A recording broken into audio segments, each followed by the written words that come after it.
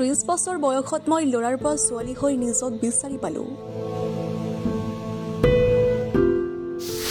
সৰুতে মাকৰ চাদৰ মেখেলা পিন্ধি ভাল পোৱা ল'ৰাটো অৱশেষত হ'লগৈ ছোৱালী। এক কষ্টকৰ যাত্ৰাৰ মাজেৰে ল'ৰাৰ পৰা ছোৱালী হোৱা ডেইজিৰ কাহিনী এয়া।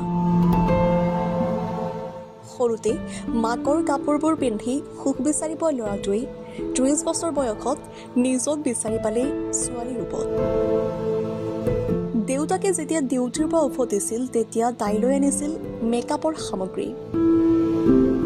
সৰুৰে পৰা সত্ৰীয়া নৃত্য কৰি ডেইজিক মহিলাসুলভ স্বভাৱৰ বাবেই স্কুল, চুবুৰীয়াৰ ওচৰত নানা কথা শুনিছিল। এটা সময়ত মোৰ নিজৰে সম্বন্ধীয় লোকে মোক ল'ৰাৰ দৰে থাকিবলৈ মাৰধৰো কৰিছিল।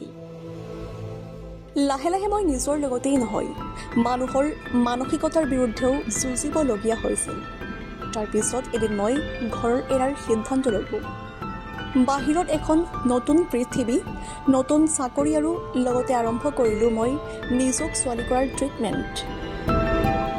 এক কষ্টকৰ যাত্ৰাৰ মাজেৰে তাই অৱশেষত নিজক ল'ৰাৰ পৰা মহিলা হিচাপে আৱিষ্কাৰ কৰিলে 30 বছৰ বয়সত। তাইৰ পৰিয়ালে আজিও তাইৰ নতুন পৰিচয় গ্ৰহণ নকৰিলে, কিন্তু তাই আজি সুখী নিজক লৈ। জীৱনত নিজে বিচৰা মতে সুখী হৈ থাকিবলৈ সকলো ত্যাগ কৰি নিজৰ বাবে জীয়াই থকা ডেইজিৰ ত্যাগক আমাৰ তৰফৰ পৰাও চেলুট।